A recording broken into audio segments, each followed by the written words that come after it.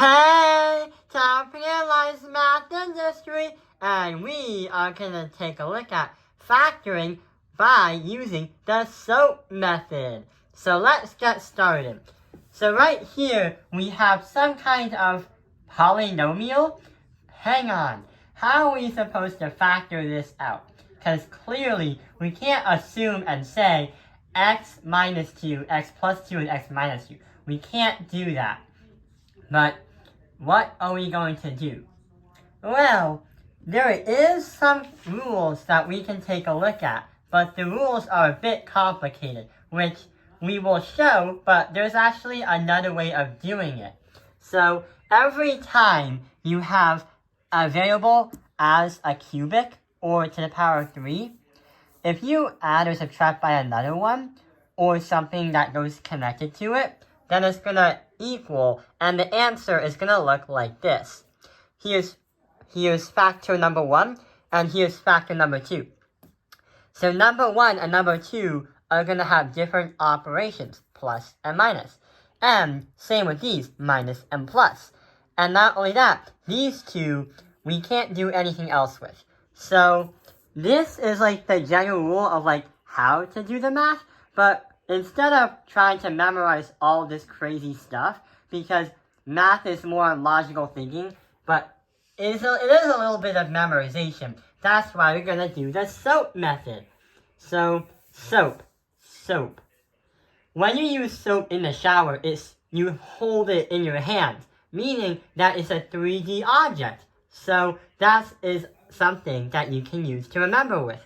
SOAP is actually an acronym to do this kind of math, and to actually help you with this kind of math. SOAP is same sign, opposite, and is always positive. For example, going back to the problem right here, we have x to the power of 3 minus 8. What can we do? Well, we can try to not factor, but try to split it up to multiply itself into that. What would make it look like factors. Okay, so x to the power of 3 can be x. Multiply all these to get that. But what about negative 8? Well, I'm just going to focus on the 8 because negatives is going to be a little bit different. So the 8 can also be cubed up too. We're going to have 2, 2, and 2. When you do that, we are able to sort them out into 2 different factors. Let's get started. The first one we're going to do is take the first x and take the number 2. These will appear as x minus 2. And that is our first one. The reason why we call it x minus 2 is because we start focusing on the first step, the same sign. So the first factor should have the same sign as your equation up there. The second one we're going to take a look at is going to be the last part. I like to start with the last so it's out of our way. We have a 2 and a 2. So we're going to put a 2 and a 2 and put it right here. So 2 times 2 is 4. That's the C value for just this type of factor. The next one we're going to take a look at is the x's. When I generally think of the x's, you will get a second power, meaning this will transport itself all the way to the beginning. So it's going to be x squared. But last but not least, going back from the rule on how the questions or the answers are formatted, you usually have an A and a B stuck together in the middle of the factor, the second factor. So what do we have to do? What we can do is try to say 2x. So it's going to be 2x. But is it going to be positive or negative? Let's see what happens. Same sign. The second one is opposite. So the opposite of a negative is a positive.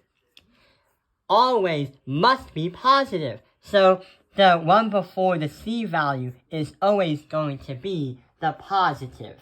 So done. This is our two factors. The second one right here is never going to be factorable further, meaning that this is our final answer. So yeah, let's try to solve one more problem. So here is our last problem. 27x to the power of 6 plus 64. But, why do we have a 6 to the power as part of the equation? Wasn't the overall plan was to play around with cubic ones, not ones to the 6? How does that even work? Well, we do have two numbers which is in the same format as the last one right over here. What we could do is try to formulatize and act as if it was some kind of cubic equation. Let's see what happens. 27 can be cube rooted down by itself, and same with itself. So 27 can be 3 times 3 times 3. 3 times 3 is 9, times 3 is 27. But, x to the power of 6? How are we supposed to merge that so both of them would make it a true statement? Why can't we say 3x squared, 3x squared, and 3x squared? Because every time you multiply by x's, you're going to get the x here. But the x squared is going to add and multiply up to x to the power of 6. So that makes it a lot easier. Kind of playing around and assuming that this would act just like a cubic one. 64 can also be cubic as well. We have 4 times 4 is 16. Times 4 is 64. So we are done setting up the equation. Or should I say the expression. Expression, because there's no equal sign. Now, let's use water and soap. So, going back here, before we can use soap, we gotta set more stuff up. We take the 3x squared here, and we also take the number 4 right there. So we get 3x squared and 4. But, hang on, we have the same sign. So we're gonna have the same sign according to the problem that it tries to show us. Now, the second one we're gonna take a look at is going to be the 2 4s. I generally like to clear up the C's so we can see why it works. So 4 times 4 is going to be 16. So 16 is going to go right here.